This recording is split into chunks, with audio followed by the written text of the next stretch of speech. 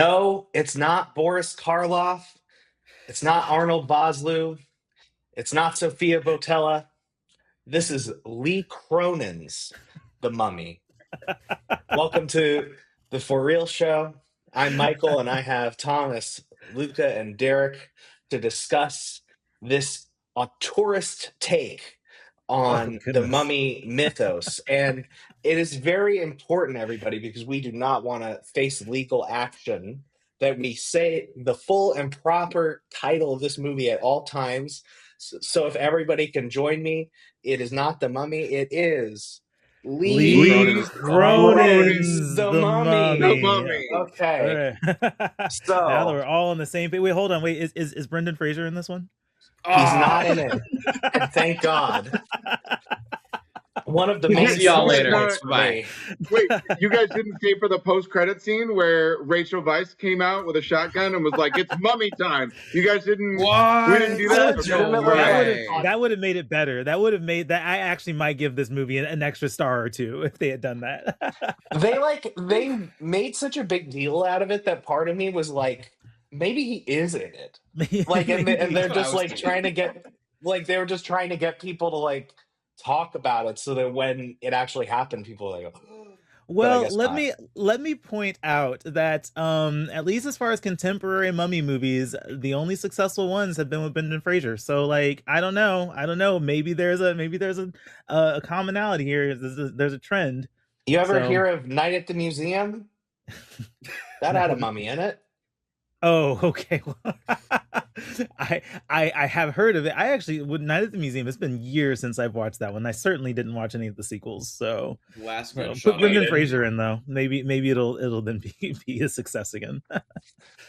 So I guess we should give people some background about Lee Cronin's The Mummy. Um, it follows a family who initially lives in Cairo because the dad, played by Jack Rayner, is a news reporter, and one of their kids, who is a daughter, the other daughter is unborn at this time, is suddenly kidnapped by a mysterious witchy woman and disappears for 8 years. And then 8 years following, they move back to Albuquerque. Their grief is underway, but somewhat resolved, and a plane carrying a sarcophagus crashes, and they discover that the daughter was in the plane in a sarcophagus for the past 8 years and is alive but rotting. They bring her home, and dark, gross shit ensues. Um, Mm-hmm. Personally, I'll just give a few quick thoughts. I really expected to hate this. I liked Evil Dead Rise, I think, well enough, but I was surprised to see Lee Cronin take such auteurist ownership over The Mummy, considering the fact that Evil Dead Rise was kind of just a Sam Raimi, Fede Alvarez greatest hits. Sure enough, he made another movie that's very similar to Evil Dead, but I didn't really mind it just because it was so consistently oppressive and gross and sad that I sort of got into it just as its own thing, and I was kind of amazed by how unlike any other mummy movie it was, even if it does try a little bit too hard to kind of dive into this whole elevated horror realm. I still enjoyed it, and let's hear from Luca first about what he thought of the movie. Yeah, I have no attachment to the mummy stuff whatsoever. I watched the Brendan Fraser one for the first time like a couple of years ago, so genuinely like no love isn't the right phrase. I do have a fondness for that movie. I keep Orientalist forgetting and all. what year were you born, Luca? I keep forgetting. Were 2002. you even Don't do that alive? again. Okay, so you weren't I even wasn't alive alive. when Brendan Fraser. No. Jesus Christ. I was born in the Jesus, year of I- Tobey Maguire Spider-Man. I literally have DVDs older than you. This hurts me That is so crazy. much. It hurts so much. Just sitting on my shelf. Anyways, I have a continue. True Lies VHS. Does that count towards anything? Oh, you know what a VHS is? Okay, all right. Oh, yeah. I was watching Guardians of the Galaxy and I saw the Walkman. I was like, "What the hell?" No, sorry, I'm kidding. Anyway,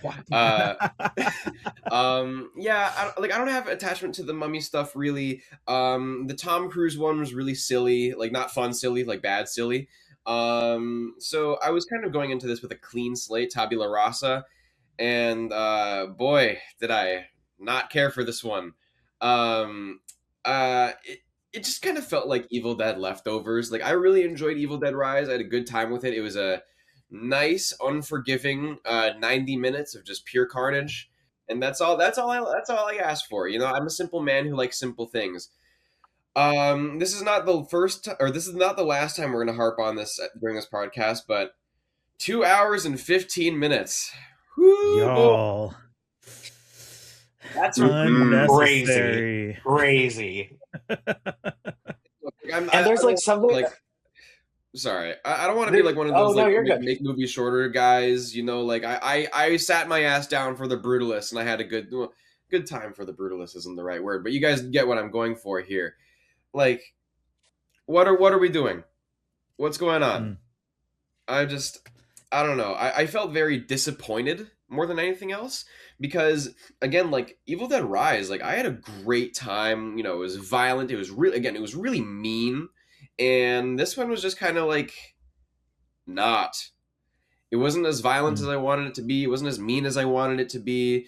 It was just kind of like a rehash of like the family dynamics, but like with less kind of, I don't know, it was less in tune to like pretty much anything. Like the characters felt so much stiffer, and I don't know.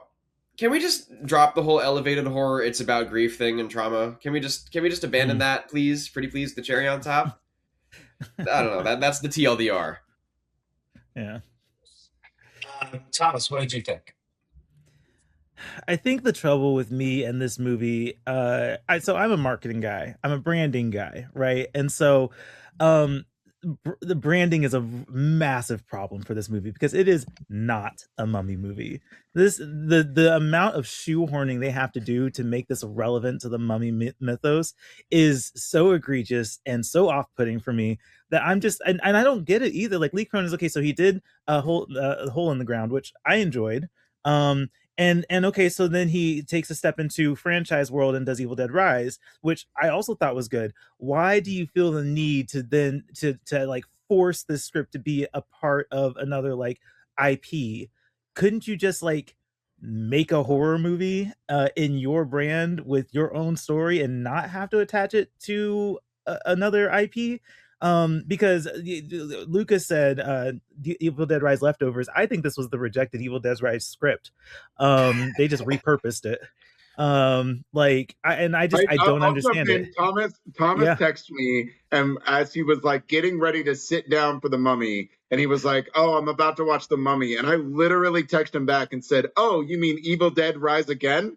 And yeah, he walked out and he was like, "Oh yeah, okay." It is so funny because like I guess like I didn't know what to expect. I avoid trailers and stuff, and so like I just know the general idea here. But as soon as she started levitating in the bed, I was like, oh, Derrick is right. He's not even kidding. This is literally just another Evil Dead Rise. So there's a branding problem with this, right? And I think underneath the mummy wrappings, forgive the pun, but underneath the mummy wrappings is actually something that's kind of interesting, but is entirely distracted with trying to be IP. So that was one problem I had. And I think the second problem was just a personal problem. I wasn't in the mood for this movie this weekend. I just really wasn't. Like I wasn't in the headspace. I wasn't in the vibe, like the ultra violent thing. Like I loved it in Evil Dead Rise. And I think that maybe that was just, again, part of the brand. Like I knew what I was getting into with that and I prepared accordingly. With this, what is it? It's April, it's spring, it was sunny out.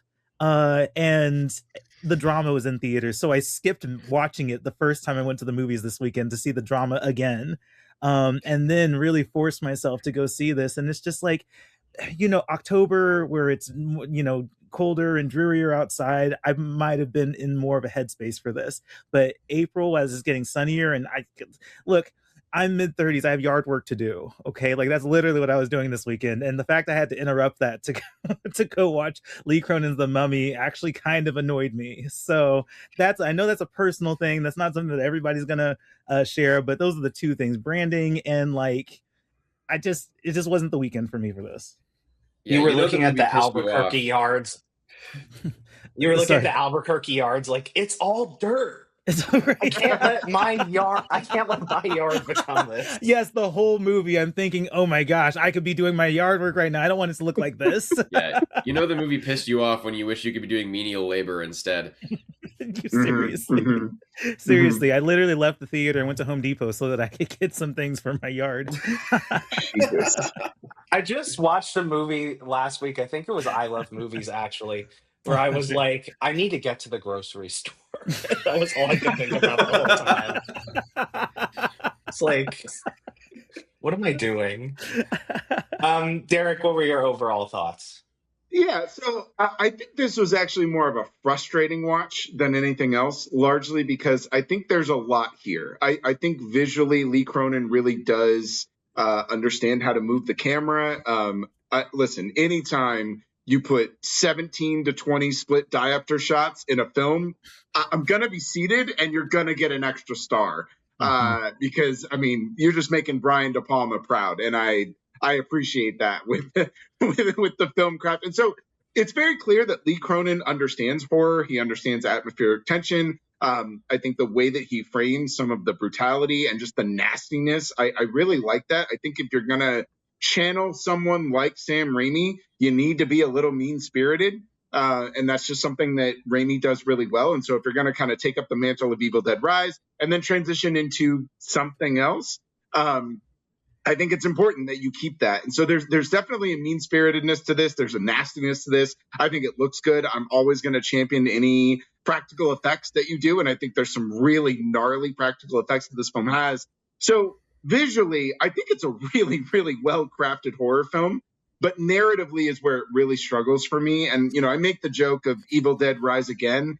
And that's really a detriment to me because it almost is just the mummy itself and the lore of the mummy is such a backseat to all of these other things that it kind of just rips the urgency out of it. And it makes it just feel like it's gross for gross sake.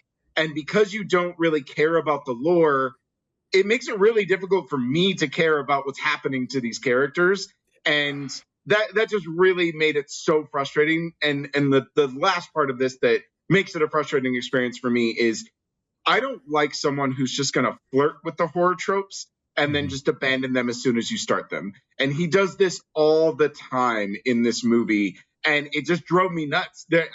I am all down for buying into cliches and but I only like it if you just embrace it fully. I can be super critical of something like You, Me, and Tuscany, but at least it knows exactly what it is, and it just does the general rom-com conceits over and over and over again. And for people that like those things, they're going to love You, Me, and Tuscany. They're going to have a great time. And you have to do the same thing with horror. And especially if you're going to start them, you can't stop. Like midway through, like you can't get, the one I kind of bring up is there's a professor in this, and the professor basically plays the role of the knowledgeable, I know what's going on, I can figure this out, let me help you, I can translate the hieroglyphics, whatever, right? And so he's in this movie, but all he does is exposition dump, and then he disappears for the rest of the film. And that to me is an example of just flirting with the horror trope. The real horror trope is you introduce this character, they give their exposition dump, and then they become a part of the narrative. Whether they live or die doesn't really matter. They can die at the house. They can die. The mummy can kill, whatever. It doesn't matter. But they need to exist in a much more integral part in the narrative. And Lee Cronin's The Mummy constantly starts and stops with these horror tropes. And it just really got to me. So those are kind of, I'm like almost dead center. I can be convinced down to a 2.5, or I can be convinced up to a 3.5, just kind of given where we're at. But it's really like a mixed 3 for me right now. Well, if I can speak a little bit about my perception on genre here, because one of the biggest reasons why branding is a problem for me in this movie is because when I think of The Mummy, obviously the Brenden Frasier movies come up, but I classify that, yes, it's a monster movie, but it's also a disaster film. You're dealing with plagues, you're dealing with societal chaos, right? It's much bigger than the confined family drama. And so that's why it really baffles me that they chose The Mummy for this script. Like, why are we? The why sarcophagus? I guess, like, I just any other title? Cool. That's right. There like, was a beetle exactly. at one point. There was a beetle. Okay, thanks for kind of leaning into the Mummy lore. No, if you're going to embody the Mummy brand, I think it needs to be a disaster film, not a local family drama. And so I think that that's one of the biggest reasons that this concept doesn't really work for me. And to Derrick's point, he flirts with the tropes. The doctor or the professor, he is entirely useless in this movie, because the thing that he's able to provide in the story is then provided later with the tape anyway.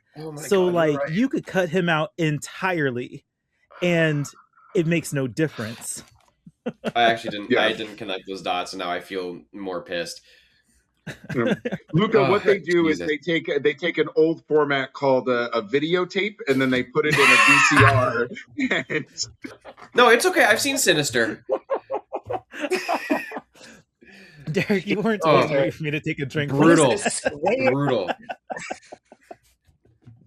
So I think there's something that, like, I wanted to hit on with kind of the frustrations with the structure and everything, because I'm not someone who tries to, like, rewrite movies while I'm watching them. But I think in this particular case, I couldn't help but be struck by the messiness of it. And I think a lot of it comes from the fact that for some reason we leave Cairo.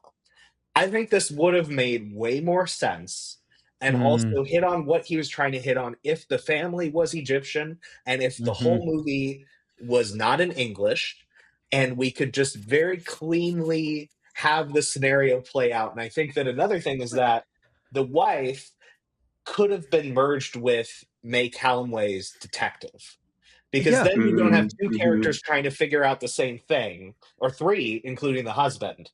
To me, what would have made a lot more sense is if you had the husband handling kind of the mythological research aspect, and the wife / detective handling the, like, casework aspect. But for some reason, it's like this really messy thing where 3/4 of the cast is across the pond from the important kind of revelations, and then you have to go all the way across the world to go back to May Calloway, who's a better actress than everybody else in the movie besides the little girl. And so it just, and the other thing is, I just didn't think that, like, to split the characters up in this epic fashion, you need actors who can really bring these characters to life. And I think that in the case of Jack Rayner, in the case of Leia Costa, they just don't. I found that their performances terrible.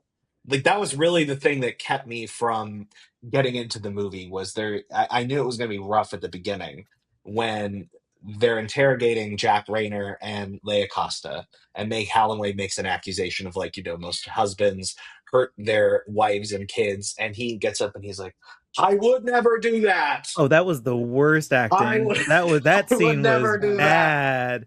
That, like, yeah. I do wonder how much of it is on the screenplay and how much of working. I know, like, that's actually a very interesting point.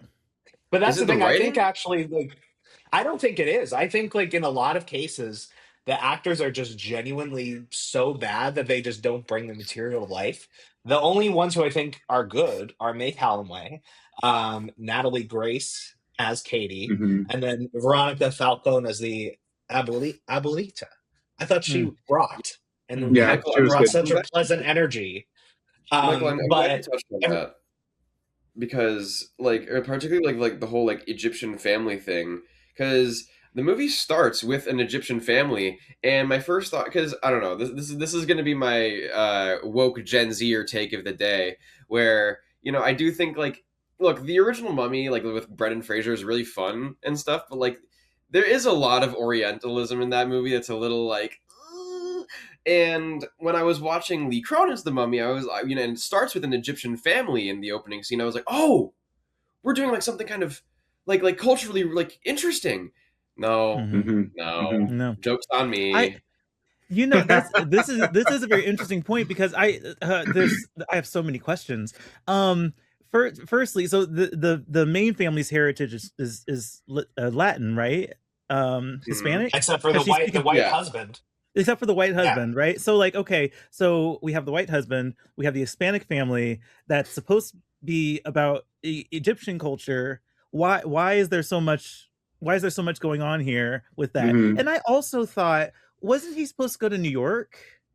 Well, he didn't because his daughter got kidnapped and they thought she was dead. So okay, so then they were like, oh boy, we can't wait to get our kids out of New Mexico and go to New York. And then the daughter they thought died, so they were like, we can't go to New York while grieving. That would be a real bummer. So I think they just moved back home and forgot about it. It's hard to start a new job under any circumstances, let alone your daughter died. So I think that's what happened there. But I think that you make a very valid point here when it comes to like culture. I also thought in fact when because I walked into the movie right when the movie started, Atomic Monster came up, and I was like, perfect timing. So when the movie started, I legitimately thought I was in the wrong movie, because I was like, oh, this is actually kind of interesting. We're actually getting into a cultural take on this, and maybe this might be more interesting than I thought. Again, right? Jokes. Yeah, it's so funny that it's so funny that you bring that up too, Michael. And I think it's a great point. I also Thomas and I had a pretty long conversation because that's what we do. We had a nice long conversation about it, and that it was a sentiment that I expressed as well. I actually don't like rewriting movies. That's not something that I particularly enjoy to do. But whenever you have a movie that's this frustrating and this messy narratively, I feel compelled to start rewriting the script and start redoing things, because there are ways to make this better. You have a really, really strong foundation, and the things that you brought up of either just leaving everybody in Cairo, or combining characters, or making them culturally relevant to the lore, automatically makes this movie better. Just instantly makes this movie so much more interesting than splitting it across the sea, having multiple characters that go nowhere. And I think it also bogs down a lot of the other performances. We don't actually spend too much time with this family to know enough to care about the trauma that's happening to them, because the time is being split between a much better, interesting detective story and whatever the family is doing. I don't know. There are so many moments that happen in this movie where I wrote about this in the review too, but like something horrific will happen to someone in this house, and then the scene just cuts, and everybody, like, nobody talked about it, nobody mentions it, no one even cares. Like, both of your children are possessed. Sorry, spoiler alert. But like, both of your children are possessed, and no one has noticed, commented, said anything about it. They're just like, nope. I don't know what's wrong with Katie. And you're like, what? Derrick, I don't know what kind of house you grew up in, but in many, that would go on at college. Yes, because it's totally normal. It's totally normal for grandma to land on the car and for the person in the backseat to start laughing. That's a normal thing. I don't know why you would question that. Totally normal reaction. You should not. I mean, you shouldn't think that's out of the ordinary at all. Derrick, that actually reminds me. Sorry, that actually reminds me. A lot of the scares in this movie happen off screen. Like, whenever like kind of shit hits the fan, you hear it from the walls, and another character's like, "Wait, what's going on?" It's like, Lee, show us. Yeah, you clearly are good at that. You are clearly really good at showing. Like, this is the same guy who like the three kids into a wood chipper. Yeah, is that is that the boy in the hole? That's no. What is his first movie called? The Man in the Hole. The Hole in the Ground. Hole in the Ground. Real close, Michael. Real close. So close, but almost there. Clearly, I haven't seen it. To me, it's like the structure was so awkward that part of me was wondering if it was like a studio note. Like, there has to be so much meddling in this. If Jason Blum was in the studio, like, we need some Americans in this, see? Or nobody's going to go. I can only imagine. So you guys are rewriting the movie. I'm like writing the movie about writing the movie, because there's so many things that I'm imagining behind the scenes that had to have meddled with this. Like, I can... there's a part of me that wonders if Lee committed to a Mummy movie and then the script for that Mummy movie was just dog shit, and so he then had to go get the rejected Evil Dead Rise script and then contort it. Like, that's the only way this makes sense to me, and I would watch that documentary. So on the subject Mummy of Doc, baby, Mummy Doc coming Mummy in Doc, yes, 2026. Love it, Mummy Doc. Let's go. Send it to Sundance. Lee has experience there. But Lee like Cronin's Mummy Doc. Lee Cronin's I'm sorry. Lee Cronin's The Mummy Doc. Got it. Okay.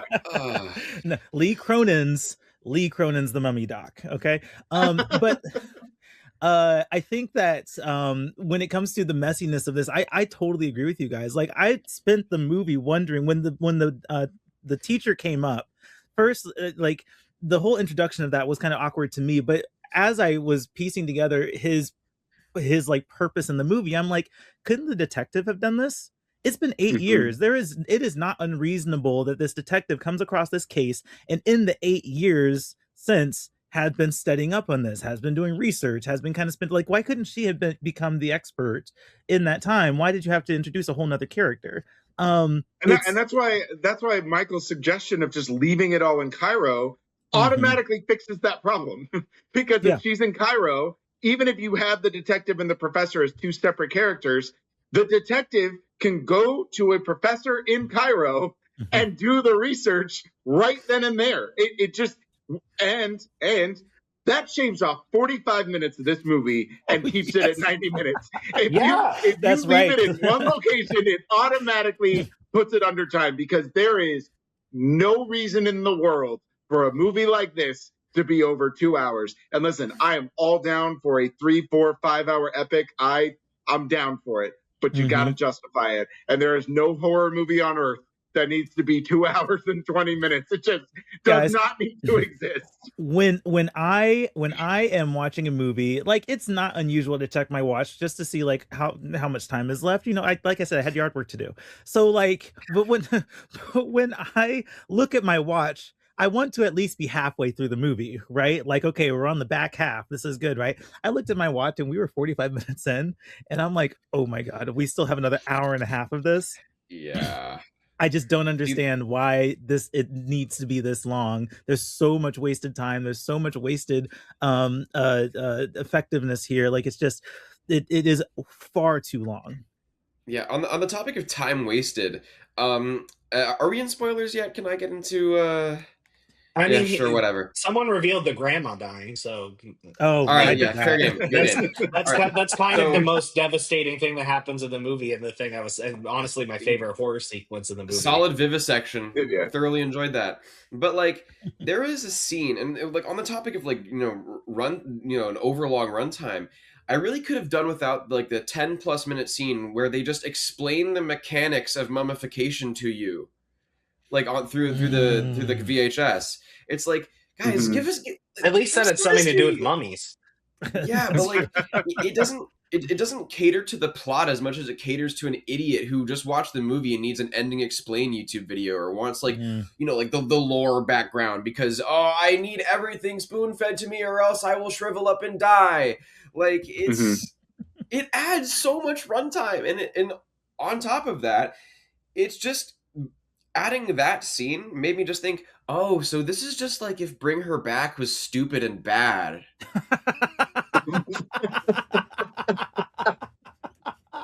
And no Hawkins can carry it all the way through to the end. Yeah. No, and really. And then like, well, there's something to consider is that, with the education system these days, kids genuinely might not know what a mummy is. So actually, as this movie ages, they might need that scene because they're going to see the mummy and go, "What?" I don't know. I think wrapping yourself around in toilet paper is that's a timeless type thing for Halloween. No, but maybe I'm being idealistic anymore. I don't know. No, exactly. We're losing. Yeah, but I agree with you. There's legitimately way too much fluff here, and again, it's that start and stopping and that lack of urgency, because you can feel Lee Cronin truly wanting to display his technical prowess. You can see him just constantly finding ways to be like, how do I make this more gross? How do I do this all in camera? How do I limit my CGI? And for the most part, he does a really good job. But we don't need to do that for 2 hours and 20 minutes. We just don't, man. Just get to it. Like you have created the atmosphere, so let us just sit in it. And he doesn't do that. And there's so many examples I can cite, but this idea that like you don't care about the two children that you have just doesn't make sense to me. These people, even in your grief of wanting to, attend to Katie and make sure she's okay, like you clearly display a protectiveness over all of your children. And so the fact that the youngest daughter is suddenly talking to Katie, gets levitated and slammed into the door, and then gets possessed, and that's it. We all just wake up and go to school the next day. No one heard it. No one saw it. No one asks her if she's okay. No one notices if she's different. They just wait for her to say my favorite word, which I won't say here so we don't get flagged on YouTube. We are bringing that word back, aren't we? I love it so much. I love it so much. But just it's stuff like that. It's stuff like that where all it does is just pad the runtime, because you just want to rinse and repeat, and you want to do the scene over and over and over again. And then the cross cutting between the detective, Cairo, and New Mexico it's exhausting. It's literally so exhausting. Long. Mm-hmm. Just too much. It's not even like Cairo and New Mexico have like really distinct visual look. Like they could have gone somewhere else in America and at least had like some decent scenery. It is just like desert and desert. See, and it's again the craziest. And again, in Lee Cronin's The Mummy doc, I want to know who made that decision. Like, I want to know like who thought that New Mexico was the place to do this. You're just picking another dry, sandy place. You're not switching up the visual aesthetics at all between the two. I think the only distinction you can make is by the architecture, and even that's not showcased all that much. And so like, come on, guys! Like, who made that decision? It's also, I know this is kind of basic, but whenever I see New Mexico, I'm always just like, are we in a Vince Gilligan show? Where's Walter White? Yeah. Where's Jesse? Where's Carol? Like, is this Vince Gilligan's Mummy? Although that would rock. I was just about to say, this is the second craziest thing to happen in Albuquerque. I'm sure there was some blue meth being cooked down the street in an RV somewhere. This movie could That's the real reason why she's the mummy. The blue exactly meth didn't hit her child body exactly right. Oh, you thought that syringe was just like an antidote? No. That was from Walter. Pure meth. Calm her down, I guess. Who knew? They got the purest stuff. Like that's that World War II medicine. Oh, what a time! What a time to be alive. Yeah, the kind of medical treatment you get when it's an anti-Adderall family. I do want to bring this up. I'm gonna introduce this topic since we're kind of in spoiler territory. And this again, it just shows how little care and concern was given to the lore itself. Because I do not understand the powers of this mummy. It is so bizarre to me the way that he chooses to go back and forth between unlimited cosmic power to I can't unlock a door. I do not understand how those two can, like, how do those two things exist at the same time? I want to interject here because I think maybe my favorite spitting. Like he just can't handle it. My favorite and also most baffling scene in the movie is okay, so she has unlimited power. We already know that she's able to mind control people, and so she mind controls. She's tied up in the wheelchair and she mind controls the brother and says, "Little brother, yes, will you come help me undress?" Which is already like an out-of-pocket thing to line to say, right? But let me get this straight. You can mind control someone from across the room to break into your place, but you can't untie yourself and get yourself free from a wheelchair? Like, what is happening here? It is true that like she never really becomes like a monster. It's very much just like a possessed little girl throughout And even 95% of the then, movie. like I Like feel like to me, more so than I was just gonna sorry. say, to me, even more so than like Evil Dead, it reminded me of like an exorcism or conjuring movie, which are really like my least favorite types of horror movies. Like, don't even get me started on any ghost movie. I can't stand it. So like ultimately, like this I guess sort of falls on the spectrum of like my favorite exorcism or ghost movies, as crazy as that is, just because like the mummy aspect sort of makes it a little bit more interesting. What were you gonna say, Luca? Yeah, I don't know. Sorry, I'm just kind of trying to get over how frustrating this whole experience was. But like even then, like the final monster transformation, I was just so checked out by that point that I just kind of felt numb by it. Like, oh, she's taking the bandages off, and it's her skin, and it's like meat underneath. Ah, it's like okay, but I don't care about these characters, so like why should I be scared? Like. Like running back to Evil Dead Rise, I really cared about the family in that movie. So when horrible shit happened to them, I was like, "Oh crap!" I was like really like on my toes. But for this, it's just like, "Oh no, the grandma got shot out of a window. Oh no, she's getting eaten by coyotes now." It felt like more I was watching like a kill count on YouTube than like a narrative feature to get invested in. And like sure the gore is cool, you know, the big hangnail, you know, really great stuff, but like it doesn't work if I don't care.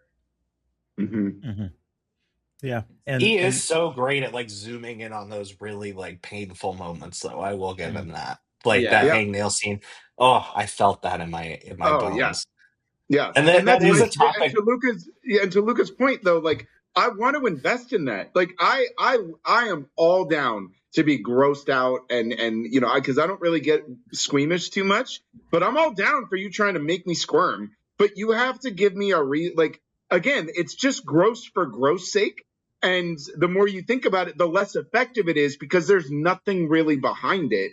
And then even when they discover what it actually is, and he puts everything about the dad, I just like I honestly just wanted him to stay the mummy. I was just like, dude, I hope you're just cursed forever. I just do not give a shit about you or your problems. you know that the lead actor is bad when I'm like, damn, maybe I do want Brenden Frasier. Maybe, oh man, maybe there are worse actors. I'm like, Luca, did you not know about Michael's just pure hatred for Brenden Frasier? I did were you not aware of this? That's okay. This is a real-time reveal. This is fun. That was a he's like bottom of the barrel actor for me. Has been my whole life. I do think he's good in The Mummy 1. I will give him that. That's like the one movie where he kind of vibes. It kind of works for me. So like, I'm not too mad about them making another Mummy movie with him. But like on the whole, ugh. I'm just like, getting a little heat radiation from the hot take there. I mean, like it's no, and then like people when you say you don't like Brenden Frasier, it's like they react like you personally insulted like their child, and that makes me more angry. I'm like he doesn't know you. He doesn't love you. He got the Oscar. It's okay. No, literally, the charity Oscar. The charity Oscar. Like I love this so much. That was the definition of a Make-A-Wish Oscar. That was the like brutal. He just sat there at these campaign events like begging. I haven't been in a movie in 15 years.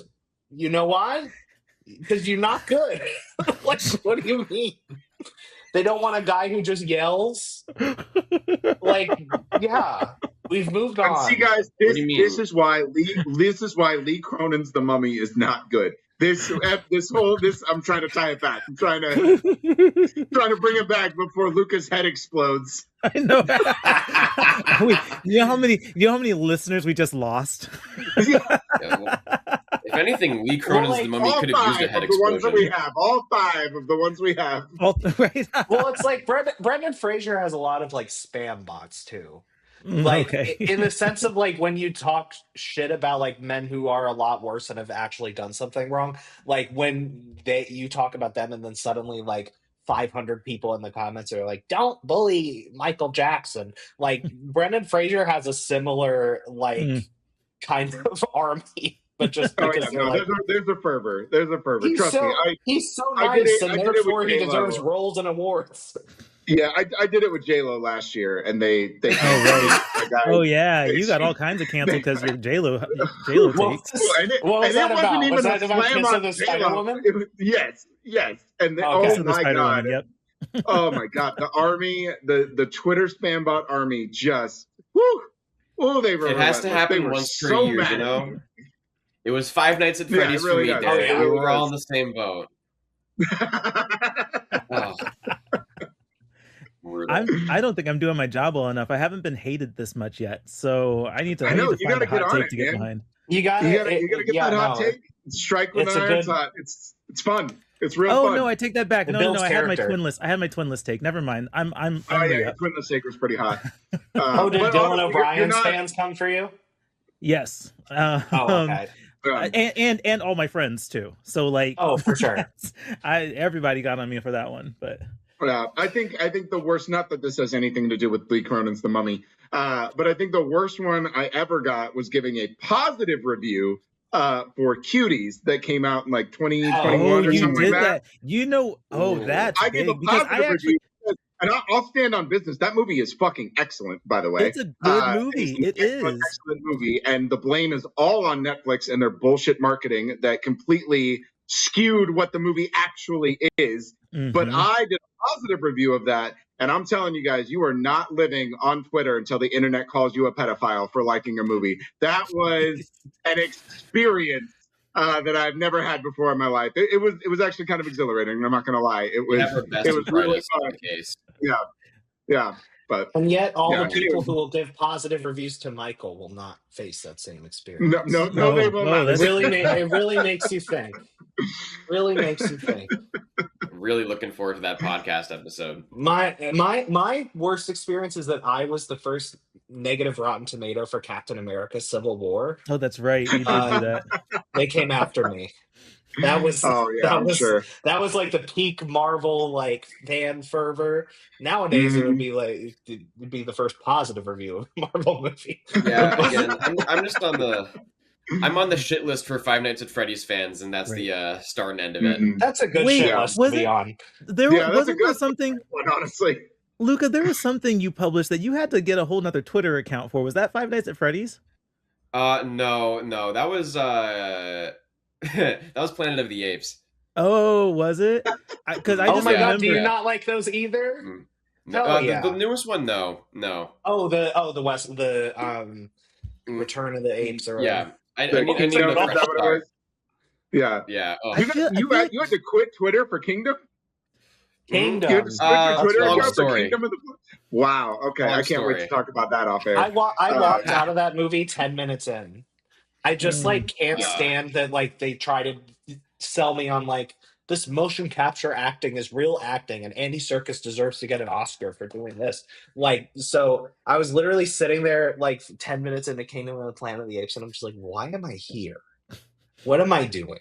And this is why that was a rough watch. You can tell how much we care about Lee Cronin's The Mummy when we're having more fun not talking about it. You can tell how much we just there's just not enough to say that's in this movie unless we want to spend the next hour just literally rewriting the entire movie from Yeah. Well, I did want to circle back maybe on one last question that I think is really important to take away. So when we think of the canon of Lee Cronin, what do you guys think is Lee Cronin's definitive directorial stamp? What makes this Lee Cronin's The Mummy specifically? This is a good question. I want to know your answer. I imagine you have an answer for this. To me, it's that I think in this and Evil Dead Rise, I think I mentioned this before, he's very good at making you physically feel body horror with his close-ups and his sound design. and the fact that he's really willing to like hurt his characters and not be precious about who, I think that's probably his definitive flourish for me. You know what my problem is with that is I think that Sam Raimi already has kind of a large stake in that staple. And so you know, I think about it's been a while since I've watched the Hole in the Ground, but I think I wish that he'd been able to and he still has a lot of career to go. So like there's still opportunity. I think he's a little bit too tied to IP right now to really explore his own storytelling and find his own thing. I want him to get more into suspense and atmosphere. I think that is probably the one thing I enjoyed about Evil Dead Rises Again is the atmosphere.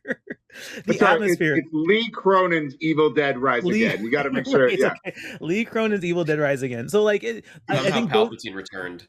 Right. Both of his IP films do have really incredible atmosphere and really incredible, like there's a suspense there, and I want something more unique in that realm from him. If he can make his next project outside of an IP, let's make it an original story. Let's do all the same things that we do in Evil Dead Rise and Lee Cronin's The Mummy. Let's do all of those things. Let's bring a lot of those aspects into, but an original story, so that we can know what is yours and less what you're bumming off of others who have played in the same playpen. Yeah, I think you're right that, Raimi already exists, so we don't need another one. But Raimi is, Raimi kind of walked so somebody like Lee Cronin could run. And I think that there's an opportunity for him to occupy a much bleaker space, because as mean-spirited as Raimi gets, Raimi is always winking at his audience. Always. Yeah, like, he's a goofball. He's a goofball. Like he just thinks this is the funniest thing he's ever seen in his life. And it just it just happens to be like incredibly gross and like violently nightmarishly disturbing. But you feel him laughing behind the camera as he's doing it every single time. And so I think Lee Cronin is really borrowing a lot more of the darkness and not doing the laugh and not doing the wink. And I think there's a place for that. I think you can carve out somebody in horror that can just deliver incredible brutality paired with amazing, tension and atmospheric horror that I think Lee Cronin does possess. I just don't know that this is the best example of that work. And so to Thomas's point, I think he does need to back away. I think he needs to get out of the IP, and I think he needs to distance himself from the foundations of Evil Dead. He needs to really separate himself from that. And you could tell that like he wanted to do that, but again, like we're talking about with Lee Cronin's The Mummy doc, you can tell that like the studio is kind of like holding him back. And so, you get the grandma's just another really good example. When she popped out of the coffin and came back to life, I was just like, oh, we're like really Evil Dead. Like you look like a Deadite, you talk like a Deadite. You are a Deadite. I don't care what anybody says. Like, this is not The Mummy. We are in full Evil Dead territory right now. And so I think his best bet is to just separate himself as far from that as possible. And I think there's a place for him. I don't think he should put his name above the title and make it inclusive yet. We're not there yet, bro. Like he doesn't have it. Raimi yet. You're not Raimi, and you can't do. You're not that guy, pal. Yeah, you're not that guy. I appreciate the effort, but let's maybe slow your roll a little bit. No. Now that he started, I want it on everything.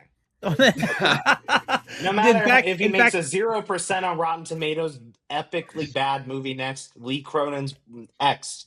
From now on. In fact, we should go back and rename his other project. So it should be Lee Cronin's The Hole in the Ground. Lee Cronin's Evil Dead Rises. I mean, this just, and you know what? Maybe that's a way to establish a brand, I guess. I don't know. Maybe there is something there. You know what, dude? Just go over to Universal. Just go over to Universal, do their entire MonsterVerse, and then just every movie, Lee Cronin's Frankenstein, Lee Cronin's Werewolf. Just go down the list, bro. Let Lee Cronin's Swamp Thing. I'm down. Let's do it. Shit, we're overdue for a Swamp Thing, actually. We are, actually. I mean, I feel like touching on those points, especially the Raimi of it all, really puts things into perspective of how Cronin is kind of just like one of Raimi's kids in a way. Where let's travel back 3 years to 2023. It had been maybe like 14 years since Raimi had done a movie, so we are starving for some Raimi stuff. And Lee Cronin follows it up really well with Evil Dead Rise, which it's cut from the same cloth, and I thought it passed with flying colors for me. But travel forward to 2026, where we've already had a Sam Raimi movie this year, and it was 30 minutes shorter, like more effective. That is so valid, because even though about Send 10 Help times better. I was mid on Send Help, but I think the self-awareness is, again, something that Sam Raimi is great at, and so like at least I could respect it. It knows its lane, it's playing in that lane, and doing it in a concise manner. If Send Help was 2 hours and 30 minutes long, but oh my god, that'd be insufferable. But to Luca's point too, like it scratches the Raimi itch. It has, if you watch Send Help because you are starved for a Raimi movie, you are gonna get a Raimi movie. Everything about Send Help is so Raimi, it's not even funny. And so even if you kind of walk away being like, it falls on a lower tier, like it's giving you exactly what you want. And so for Lee, kind of what Luca's talking about is like, well, yeah, but that itch has already been scratched. We don't need your child to like carry the mantle for you. If you're going to have 2 movies in the same year, there's not enough separation between that. And the master is still doing it better than the impersonators, than the people trying to come up and do it. So yeah, I think it's a little out of place there. I think that's so valid. Again, with like being in the headspace and being in the mood for something like this would have played better for me in September, October, further away from Send Help, and in a haunt season where like I can forgive some of the criticisms that I have now just because it's that season and I'm in that headspace. So yeah, that combination of being so close to a Raimi film, off season for horror films. Well, I guess I don't know. Does horror even have a season anymore? We get horror movies like every other week now. But I genuinely do not know. But yeah, we're in the golden age right now. We are. I mean, are. It's great. I love that horror is so affordable to make. We get it all the time. Yeah, it's so funny. It's so funny. I know this is like kind of an off tangent, but like horror, the ubiquitous nature of horror, that on any given day, if you want to go to the theater, there is a horror movie in theaters on any given day. It doesn't matter what week it is, it's there. And it's funny because people think that I'm like a horror aficionado and that I go out of my way to like, I'm actually not even that big of a horror fan. I just love movies. And 9 times out of 10, the movie to watch that I haven't seen happens to be Lee Cronin's The Mummy. Yeah. So true. Lee Cronin's The Mummy actually also comes out next week. We're getting 10 weeks in a row of Lee Cronin's The Mummy. He filmed 10 installments back to back. That's a no from me. That's a no from me, dog. And with that, I think we can wrap it up. Okay. Yes. I see what you did there. Well done. Well done. I love it. Let the world know Masterful. where they can find. Let the world know where they can find you. I'll start. Yeah, you can find. I'm producing podcasts and covering festivals whenever those are happening. The Seattle Film Festival is actually coming up, and so I'll be covering part of that. All of my content will be at disfigured.com. For real, of course, spelled FORREEL. And actually, you can find a lot of my interviews and stuff on YouTube. That's probably at this point an easier place to go. I have some redesigning to do on the website, but lots of good stuff coming up. So that's me. Yep. You can find me at D-Rock Comedy. That's DROK Comedy on pretty much all social medias. You can find me on Facebook. Yes, I'm still on there because I'm 40. And you can just find my name. You can find all my reviews either at nerdbot.com or that #show.com. A lot of really good stuff going on in both of those places. You can check out all of our video content here at ForReel on any of our ForReel pages. You guys can find me in the movie theater for Lee Cronin's The Mummy for the next 10 weeks. That's right. And you guys can find me at Luca M8A on all social media platforms. And I also write reviews for disisforreal.com. And I also do podcasts on here sometimes when I wake up in time. Yeah, it's great. And I'm King of Burbank at also some social media platforms. I write for Real, Film Obsessive, Merry-Go-Round Magazine, and Professor Horror. Thank you for joining us for this autopsy of Lee Cronin's The Mummy. So and we will see you next time.